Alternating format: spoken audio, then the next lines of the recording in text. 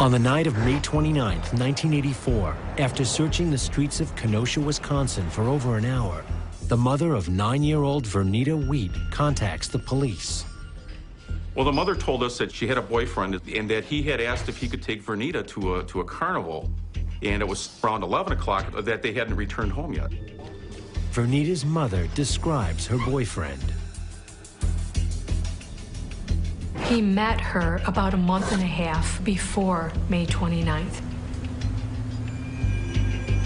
and said that he was Robert Knight, that he lived on 20th Street in Kenosha, and actually showed Mrs. Wheat some identification. He went to her house maybe 2 or 3 times a week. They would make dinner. He was very engaging, charismatic. And through a process of stopping by, he gained her confidence.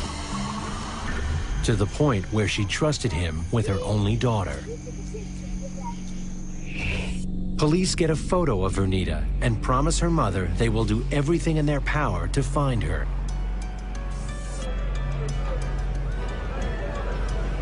They were not at the carnival they were supposed to be at. We actually had no place really to look for them anymore.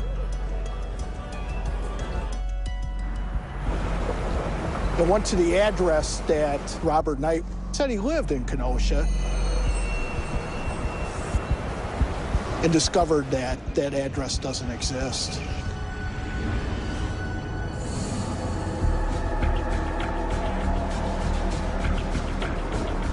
The Kenosha police have Juanita come into their station.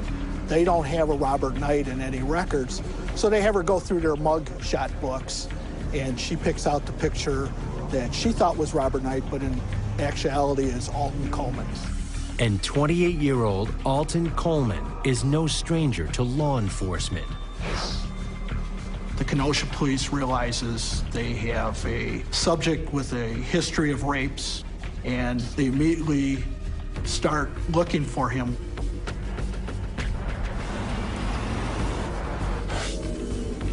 Alton Coleman was a resident of Waukegan. Obviously, the first logical place to start looking for him would have been where he lived. Waukegan police officially joined Kenosha police in the search. We executed a search warrant at what is his grandmother's apartment. We meet with his grandmother. She's elderly, she's blind. We meet a person who's by the name of Debra Brown, who says that she is his girlfriend. She has very little information other than Coleman lived there. Unable to find Coleman, police bring his girlfriend, 21-year-old Debra Brown, in for questioning. Brown admits that Coleman had been gone overnight and was acting strange when he finally returned home the next morning. But she claims to not know why. Debra Brown seemed to be cooperative with us. She seemed to give us the information freely. But when asked where Coleman is, Brown claims to have no idea. Believing she is telling the truth, police let her go.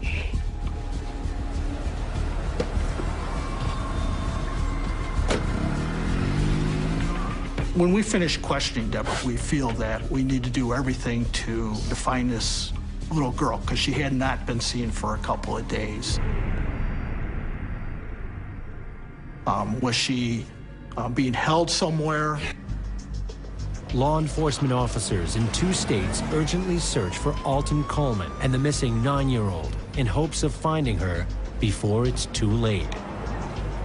Well, I was out there as an APB, and we certainly were looking around. But Kenosha's a large city. Alton had no contacts within the city of Kenosha, so we had no addresses whatsoever.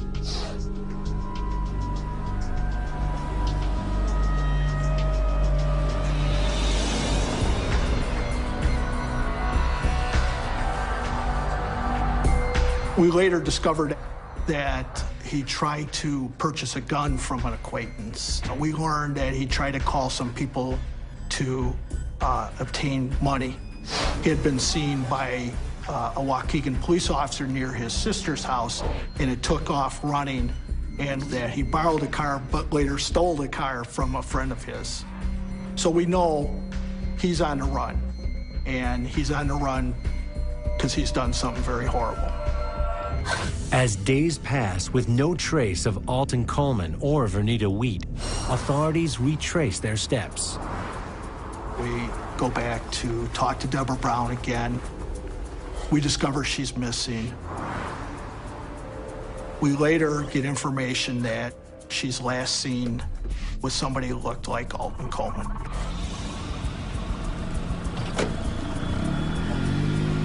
Based on Coleman's past criminal record and the fact that Brown has disappeared, a federal jury indicts both of them for the kidnapping of Vernita Wheat.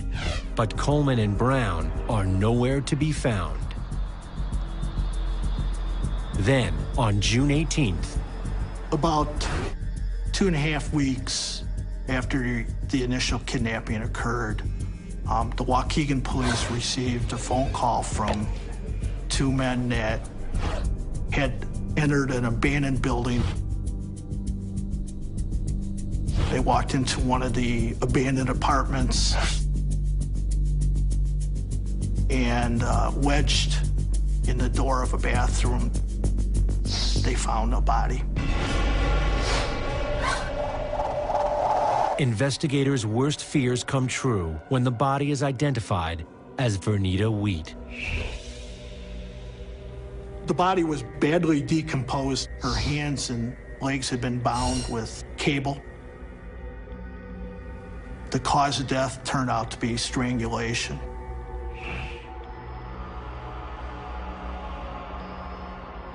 We could not determine that there was any sexual assault. We could only assume that there was. I've been to several murder scenes. I prosecuted several homicides, and I don't think there's one that I've ever forgotten. Anytime a child is involved, it's been such a traumatic event that's going to affect so many people, you just don't forget them. What would have possessed someone to commit such an offense against such a young child? We're directly across the street from 114 Belvedere, or where it used to exist. It was a 2- or 3-story apartment building that was abandoned at the time. This scene is still fresh in my mind. It was not only the investigators, it was the evidence technicians, it was the officials from the coroner's office. I think every one of us remembers that site that day. Waukegan police dusted 4 fingerprints, and on the bottom third of the bathroom door were 2 fingerprints, and one was the thumbprint of Alton Coleman. It confirmed what we thought all along, that Coleman had killed this little girl, and that we need to do everything we can to catch him.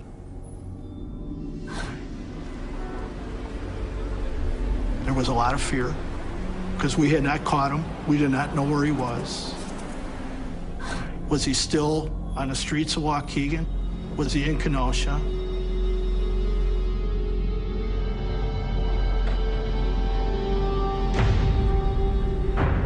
No one knew. We didn't know.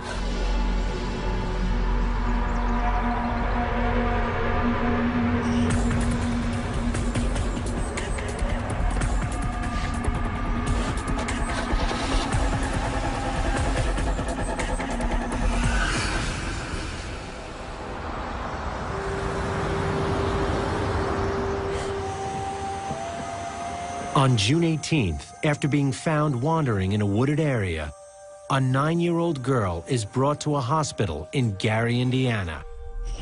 An examination reveals she has been beaten, choked, and sexually assaulted. When police arrive, the girl tells them that she and a 7-year-old relative, Tamika Turks, were taken to the woods and attacked by a man and a woman. The next day, searchers find Tamika's lifeless body. She had also been beaten and sexually assaulted before being killed. Tamika was strangled with a bedsheet, and the other little girl who lay in the field watched this occur. She was then sexually assaulted, and a belt was put around her neck and tightened until she passed out, and they left her for dead. The surviving victim is able to provide police a description of her attackers.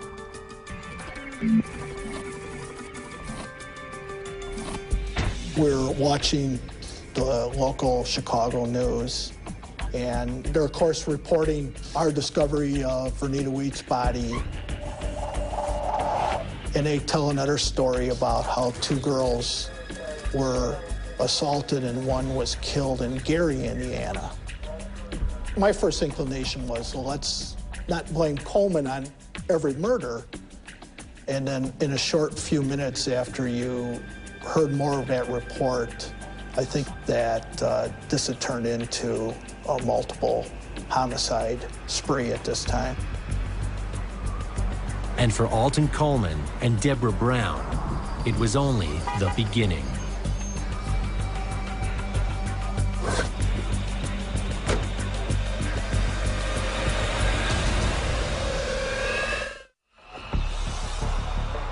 In the summer of 1984, federal and local law enforcement are on the hunt for 28-year-old Alton Coleman and his girlfriend, 21-year-old Debra Brown.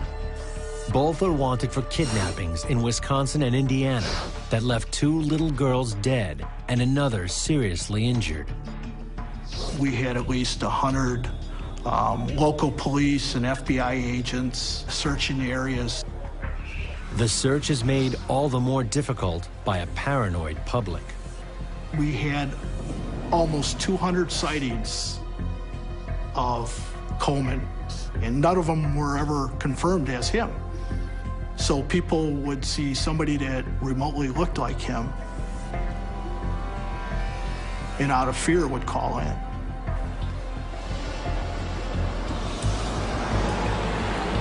For law enforcement, this is not the first time they have searched for Alton Coleman. The first time that I was aware that Mr. Coleman existed was he had been part of a robbery, kidnapping, and rape of a Waukegan restaurant owner. He got convicted of robbery in that case. Back in 1979, I was assigned to prosecute a sexual assault case where Mr. Coleman was the defendant. Mr. Coleman testified in that case, and I believe that the jury believed his story, and he managed to convince them that he was not guilty. And that was probably my first-hand view of Alton Coleman's ability to charm people. Alton Coleman was a pure con man. He has the ability to talk his way in and out of situations. Alton Coleman was born in 1955 in Waukegan, Illinois. Alton grew up with his grandmother. His mother had abandoned him as a young child. He grew up in a very low-income area of Waukegan. To make ends meet, Alton's grandmother ran a brothel and gambling parlor out of her home. From a young age, Alton acts out antisocial behaviors, including breaking windows in the housing projects where he lives. Alton Coleman was a conduct disorder child, someone who doesn't like following the rules, someone who may be setting fires, someone who may be bedwetting. He had a difficult and challenging youth because he would, under certain circumstances, soil himself. Some neighborhood kids picked up on that, and he obtained the nickname of Pissy, and it never left him. The fact that he was teased for wetting his pants and called Pissy did nothing more than add to the basic personality he already had. And he began, in certain ways, to show absolute disrespect for authority and did what he wanted to do. Alton Coleman started out with petty crime. He did not see any type of punishment. Alton tells others it is his devotion to voodoo that protects him from prosecution and incarceration. He has no respect for authority because there was never any authority given. Emboldened by the absence of consequence, Alton graduates to more serious offenses.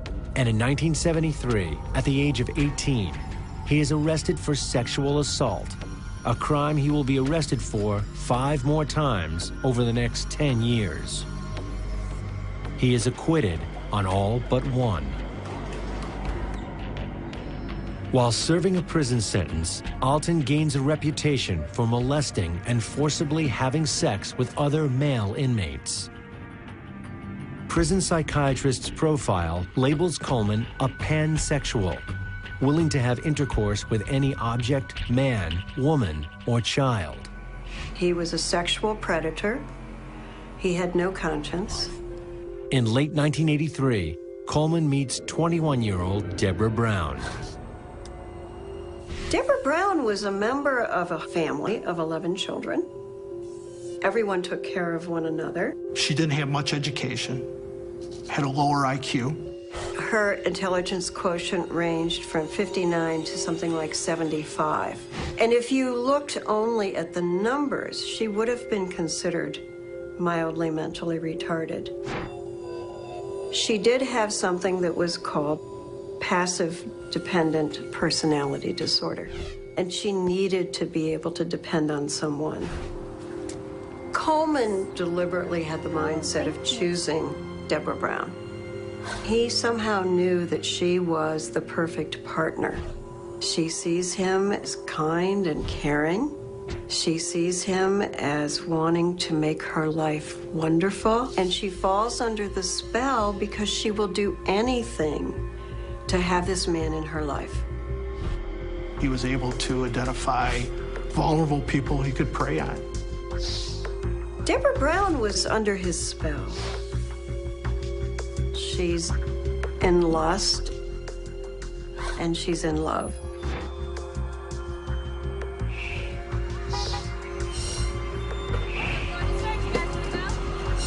She also knew that whatever Alton told her to do, she would do.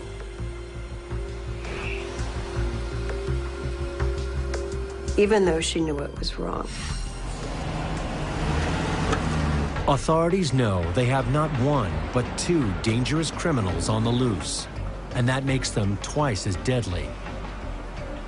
On June 19, 1984, in Gary, Indiana, 25-year-old Donna Williams is reported missing by her parents, who tell police she was on her way to pick up some new friends.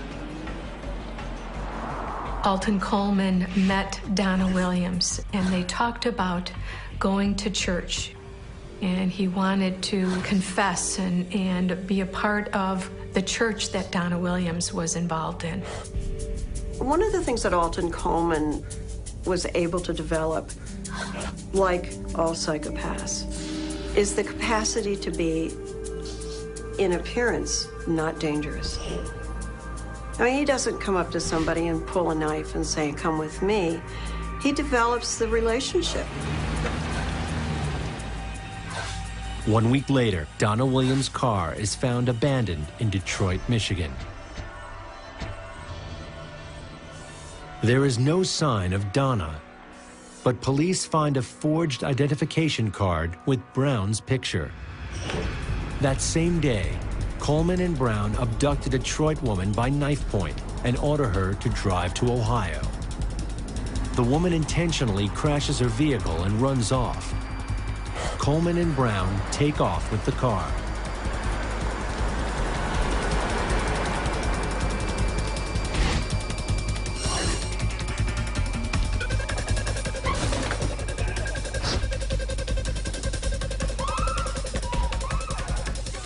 On June 28th, a Dearborn Heights couple is brutally attacked in their home by Alton Coleman and Debra Brown, who rob them and steal their car.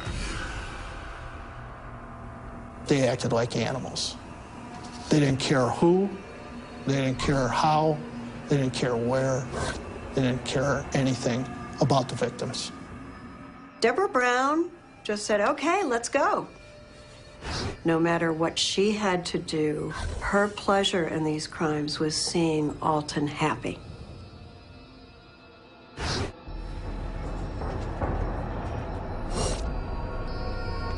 I believe these were all victims of opportunity.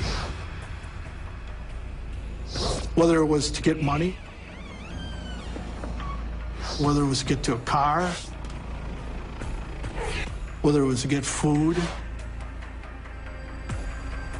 they just moved on to the next victim.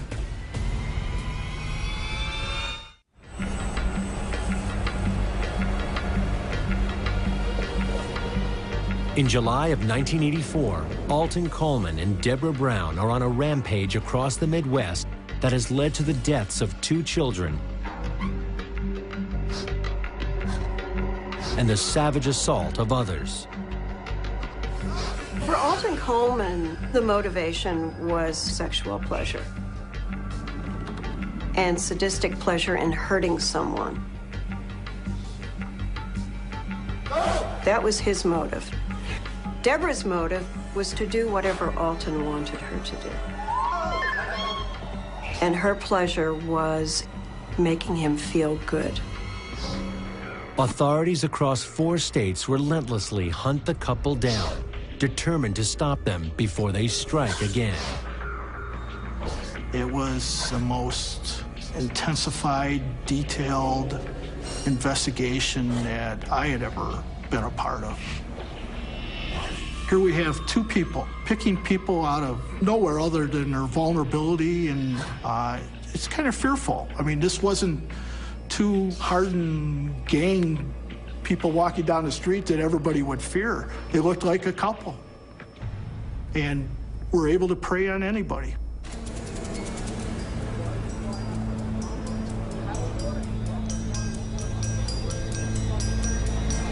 How you doing, sir? On July 7th, we know that Alton Coleman went to a home in Toledo, Ohio, of Mr. and Mrs. Duvendeck. And in the ruse of wanting to buy a used car that was for sale on their street, he put a gun to their head and stole their car and also took money. He only preyed on those that were weaker than him, or smaller than him, or older than him. He did this on purpose. He picked them out so they couldn't defend themselves. It's a predator-prey situation. The predator knows that the victim is vulnerable. He knows that the prey is available.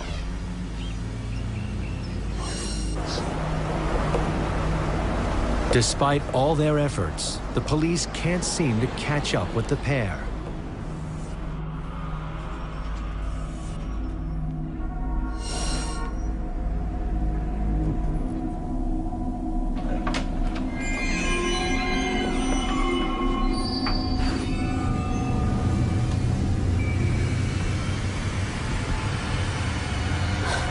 In Toledo, Ohio, when relatives of 30-year-old Virginia Temple do not hear from her or her 10-year-old daughter, they contact the police on July 11th. Virginia Temple and her daughter were found in the crawl space. Virginia Temple had been strangled and gagged with a baby's T-shirt. Her daughter had been sexually assaulted and strangled as well. Alton Coleman's footprint is found on an article of clothing near one of the bodies. Debra Brown and Alton Coleman were very sloppy. But it wasn't that they wanted to get caught. There was an arrogance to their crimes where they felt they didn't need to hide. That same day that the bodies of Virginia Temple and her daughter are found, the remains of Donna Williams are discovered in an abandoned house in Detroit. She had been strangled to death with a pair of pantyhose. The murders that Coleman and Brown committed were as vicious as any homicides that I ever investigated or I ever heard or read about. I mean, they were cold-hearted murders. The search for Coleman and Brown intensifies as even more communities are put on alert.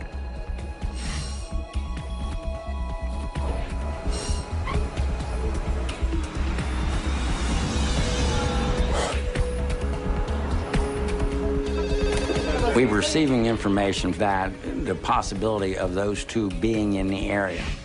There's concern. Do you really expect to open your door and talk to somebody in a civilized manner and expect them to turn around and brutally attack you and kill you? Of course not. That's where these cowards got the advantage.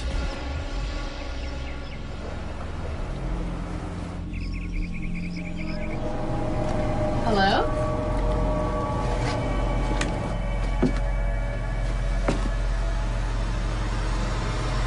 On July 13th, 19-year-old Sherry Walters discovers her parents, Harry and Marlene, brutalized in the basement of their Norwood, Ohio home.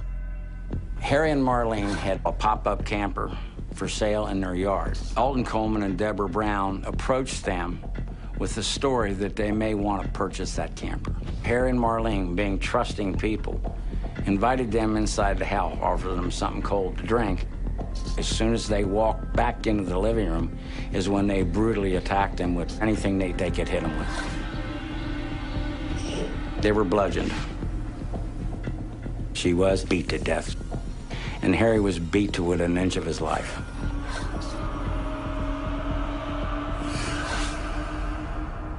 I really don't know how he survived. I really don't. I'm sure they believed that they had killed him. Police processed the scene of the crime.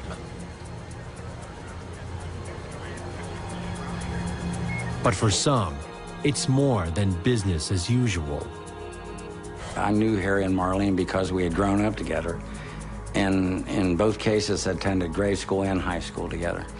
But it's not going to do any good for me to become personally involved. You have a job to do. In other words, if you want to find out who did this act, then you do it in a professional manner, do your case right, and then you worry about it later on.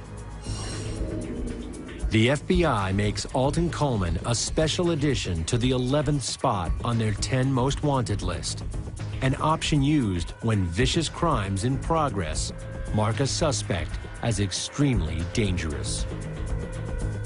For Alton Coleman, there was never going to be an end. He was on a spree. Debra Brown will do anything to make him happy. They are not psychotic. They're not out of touch with reality. They're just killing to kill. Authorities are out in full force, hoping to stop the elusive couple before they strike again.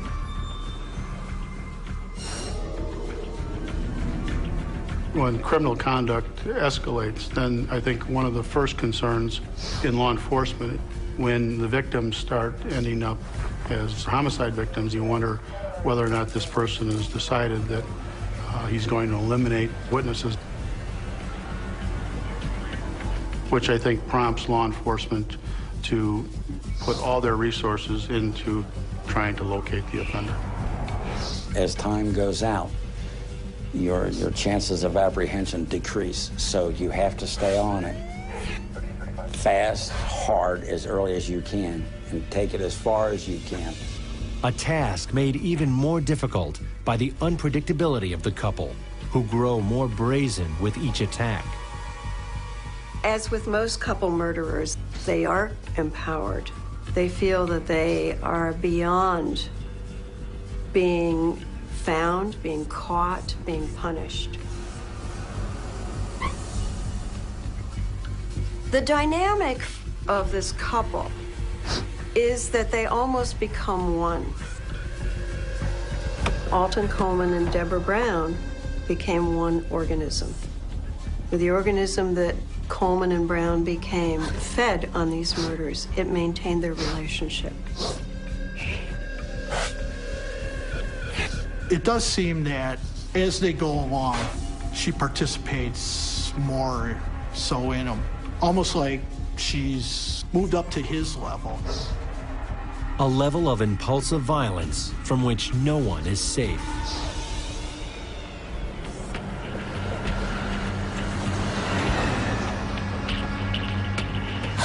"45-year-old college professor Oline Carmichael Jr. is carjacked and kidnapped in Lexington, Kentucky on July 16th. Coleman and Brown then drive to Dayton, Ohio, where they abandon the car.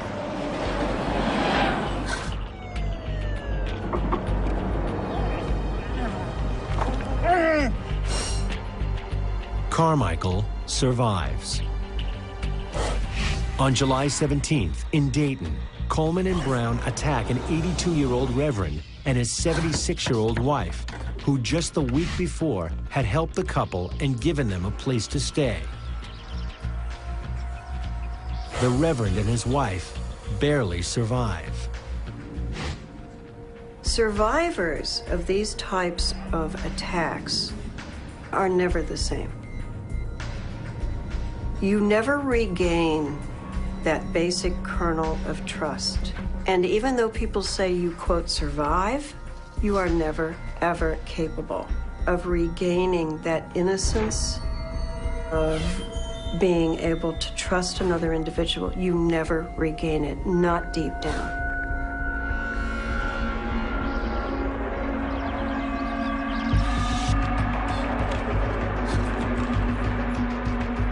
Coleman and Brown steal the reverend's car and drive it to Evanston, Illinois, but not before first beating up and robbing another elderly Dayton couple along the way. They wanted something, they stole whatever they could get their hands on, a car, a ring, a jewelry, a few bucks. If they stole the automobile, they would dump the automobile, pick up a couple of bicycles, ride, and then do it again. Coleman deliberately had the mindset of choosing Debra Brown. But she was a willing participant. She wasn't a hostage. Debra seemed to be so excited about pleasing Alton and doing what Alton wanted her to do, no matter how violent these crimes.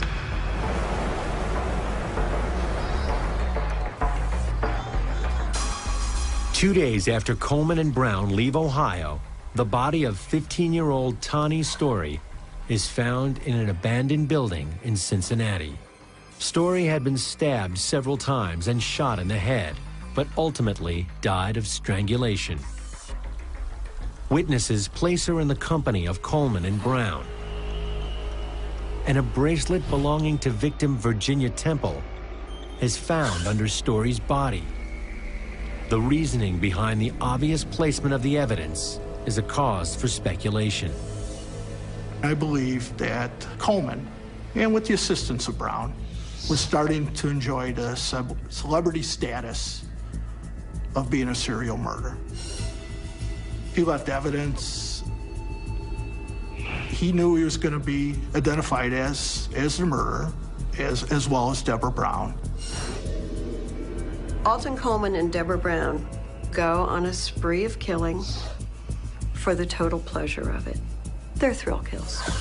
On July 19th, a vehicle stolen by Coleman and Brown is located at a car wash in Indianapolis, Indiana. Eugene Scott, the car wash's 77-year-old owner, is missing. Police later discover his body in a ditch. He had been shot 4 times in the head. These psychopaths and predators have no conscience. It was always in Alton Coleman's mind that he was going to murder these people. So it wasn't a switch. It was taking off the mask. And in her mind, Debra Brown sees Alton Coleman as this golden person. And whether he does commit murders, whether he doesn't commit murders, she would follow him into hell. In mid-July 1984, a climate of fear grips the Midwest as Alton Coleman and Debra Brown continue their crime spree, preying on the weak and kind-hearted. Alton Coleman took advantage of trusting people, and then in a cowardly way, he attacked, brutally murdered them, and took their possessions. When Coleman and Brown were committing these murders, My initial thought that Brown was just following Coleman's lead. She was more of a willing participant than even I had anticipated. Debra Brown wasn't an individual who was threatened or in a domestic violence relationship. Debra Brown became a willing participant to the point where she would often help approach the victims first.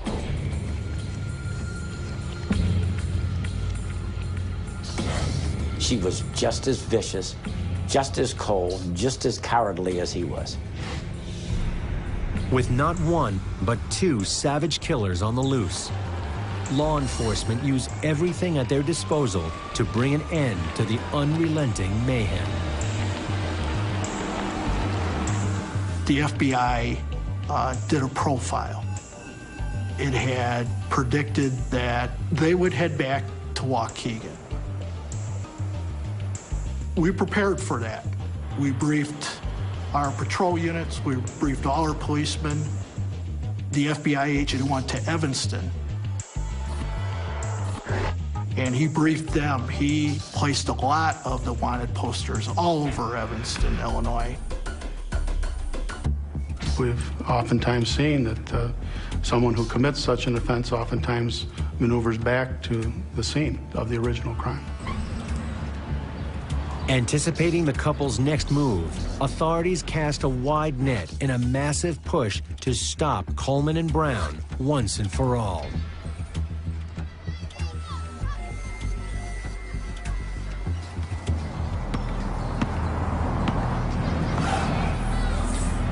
Coleman and Brown were seen in a park in Evanston, Illinois, by somebody who knew them.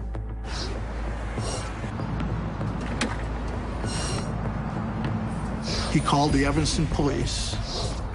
They wanted to end in what we call today police suicides, where they wanted us to kill them in the apprehension, or did they want to get caught and gain the publicity that they thought they had obtained as serial murders?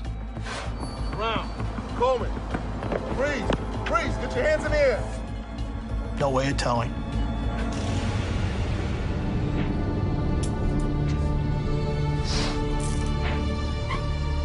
On July 20th, 1984, Alton Coleman and Debra Brown are arrested, bringing an end to their 53-day reign of terror. They found a knife on Coleman, gun on Debra Brown. They didn't give them the opportunity to hurt anybody else, and the capture went, in police terms, went perfect. There was some speculation that he may have been tired of running, that Alton Coleman had decided that he'd been on the run and that he didn't want to run anymore. And for us, we're glad they're caught, we're glad they're in custody. But for our residents and the victims, they're now off the street. That was the big deal. During their 8-week rampage, Coleman and Brown are believed to have committed 8 homicides, 7 rapes, 3 kidnappings, and 14 armed robberies. It was a great relief that he was in custody and that we would now be able to move ahead with seeking justice. Prosecutors in 20 jurisdictions meet to decide how to move forward with their cases against Coleman and Brown. Part of the consideration of who would prosecute the case first would be whether they would seek capital punishment. The decision was made that the first case would go to Ohio. After months of pretrial preparation, Alton Coleman and Debra Brown are first tried for the kidnapping of Oline Carmichael. And on January 7th, 1985, a judge sentences them to 20 years in prison. The other trials follow in quick succession, and on April 30th, Coleman and Brown are sentenced to death for the murder of Marlene Walters. followed less than a month later by another death sentence each for the murder of Tani Story. I think there is some closure when there's a conviction in court, but the one thing that the court system probably will never do is return that family or that mother back to where they were prior to the crime. Throughout the trials, Debra Brown remains loyal to Alton Coleman. She was very highly protective of him. She was extremely reluctant, which is unusual for many defendants, to tell her story, which would have to implicate her boyfriend, Alton Coleman. Whereas, on the other hand, Alton Coleman just saw her as a disposable piece of property. He had no emotional attachment to her and would have killed Debra Brown at any point in time where he felt that she was not going to be at his beck and call, because he had no conscience. Coleman and Brown are extradited to Indiana, where on May 2nd, Alton Coleman is sentenced to death for a third time for the murder of Tamika Turks, and an additional 100 years for the assault and attempted murder of the surviving victim. Debra Brown receives the same punishment. Debra Brown would not have committed these crimes without Alton Coleman or someone else who was able to find her vulnerabilities. But Debra Brown was not a murderer. She became a murderer.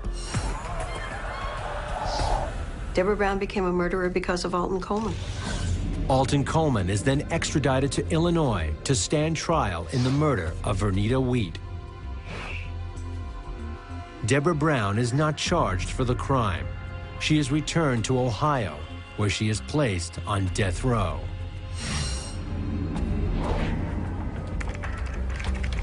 There were 3 death penalty convictions already for Alton Coleman, and when we received him in 1986, we only looked at the picture of Vernita Wheat, this little girl, and our decision was made to continue prosecuting him.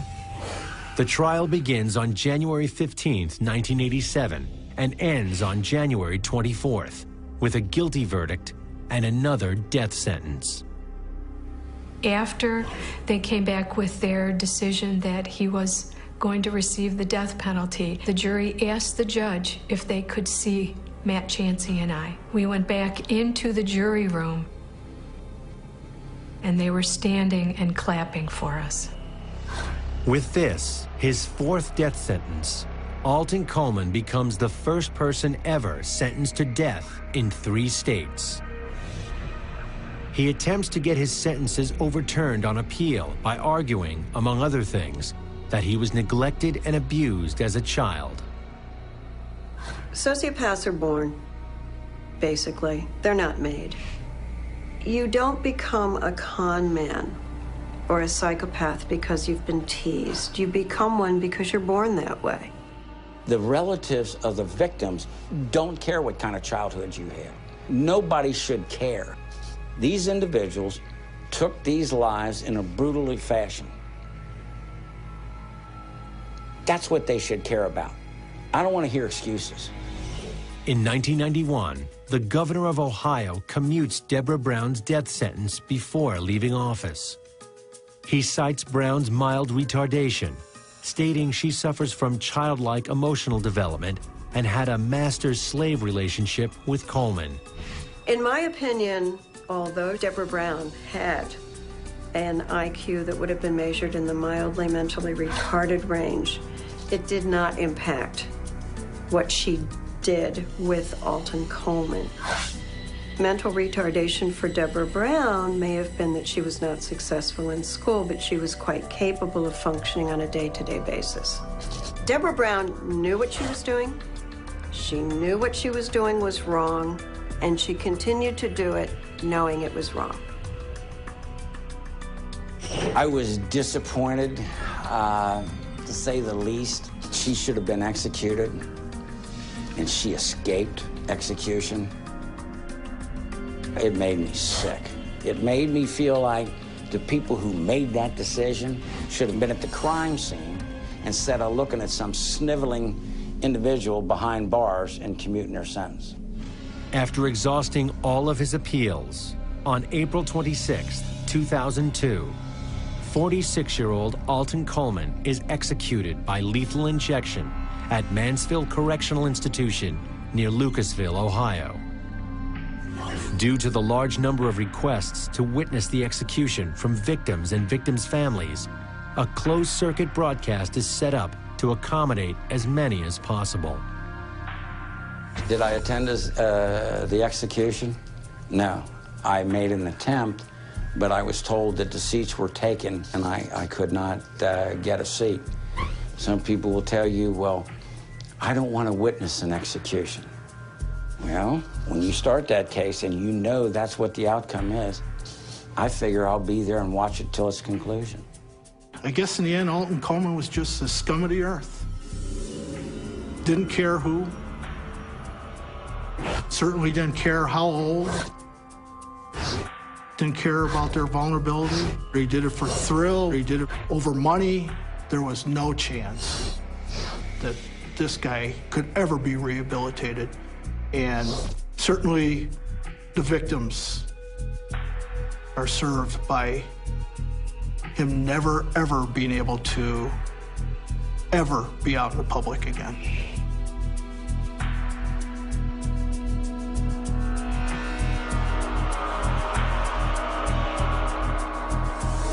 Debra Brown is currently in the Ohio Reformatory for Women.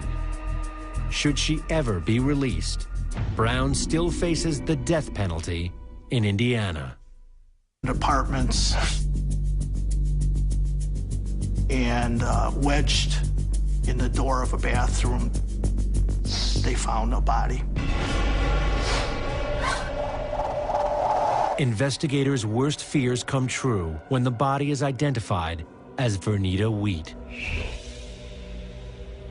The body was badly decomposed. Her hands and legs had been bound with cable. The cause of death turned out to be strangulation.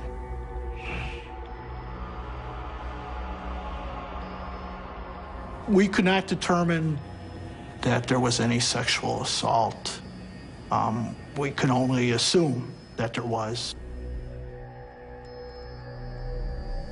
I've been to several murder scenes. I prosecuted several homicides, and I don't think there's one that I've ever forgotten.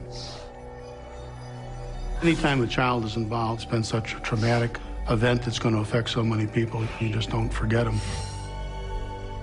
What would have possessed someone to commit such an offense against such a young child? We're directly across the street from 114 Belvedere, or where it used to exist. It was a 2- or 3-story apartment building that was abandoned at the time. This scene is still fresh in my mind. It was not only the investigators, it was the evidence technicians, it was the officials from the coroner's office. I think every one of us remembers that site that day. Waukegan police dusted 4 fingerprints, and on the bottom third of the bathroom door were 2.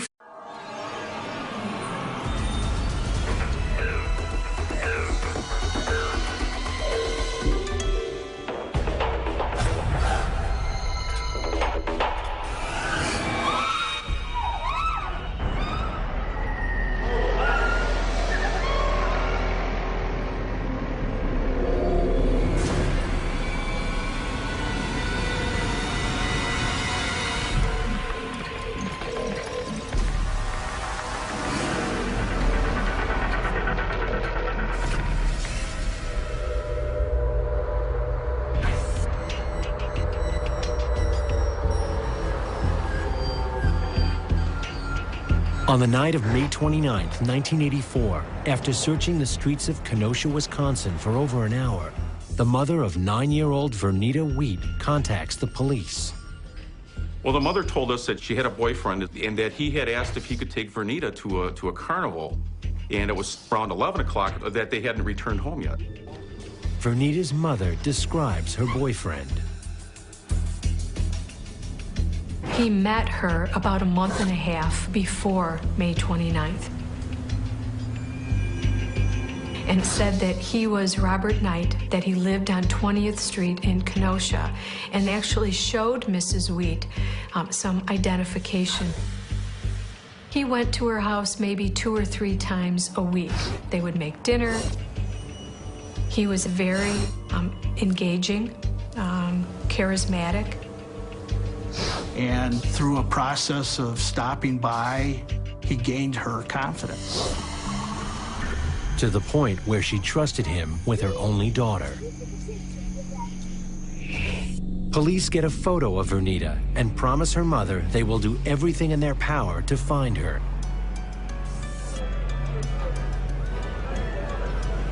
They were not at the carnival they were supposed to be at.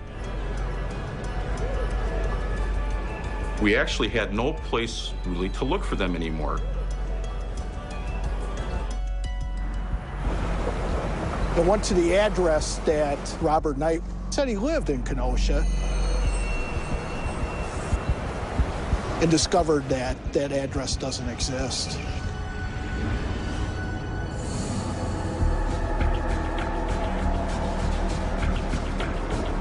The Kenosha police have Juanita come into their station.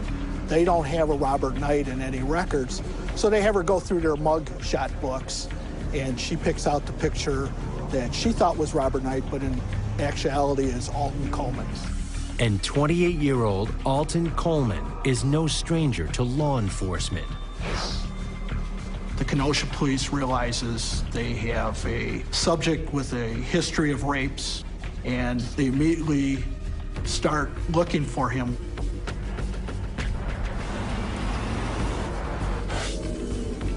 Alton Coleman was a resident of Waukegan.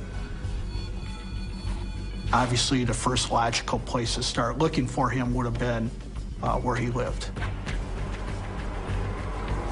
Waukegan police officially joined Kenosha police in the search. We executed a search warrant at what is his grandmother's apartment. We meet with his grandmother. She's elderly, she's blind. We meet a person who's by the name of Debra Brown, who says that she is his girlfriend. She has very little information other than Coleman lived there.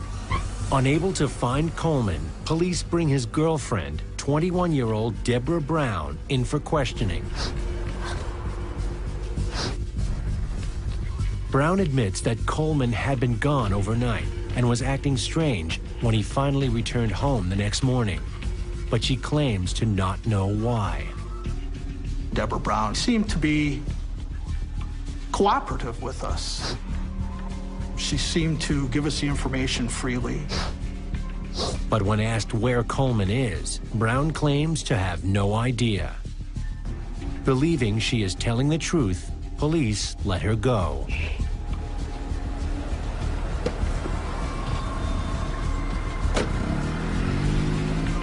When we finish questioning Debra, we feel that we need to do everything to find this little girl, because she had not been seen for a couple of days.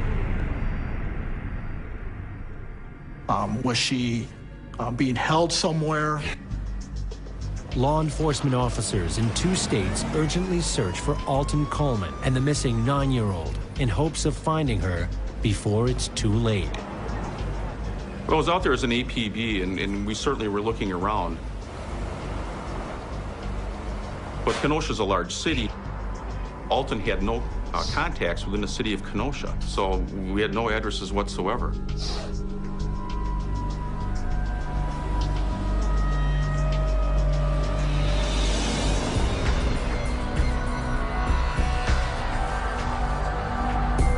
We later discovered that he tried to purchase a gun from an acquaintance. We learned that he tried to call some people to obtain money. He had been seen by a Waukegan police officer near his sister's house, and it took off running, and that he borrowed a car but later stole the car from a friend of his. So we know he's on the run, and he's on the run because he's done something very horrible. As days pass with no trace of Alton Coleman or Vernita Wheat, authorities retrace their steps. We go back to talk to Debra Brown again. We discover she's missing. We later get information that she's last seen with somebody who looked like Alton Coleman.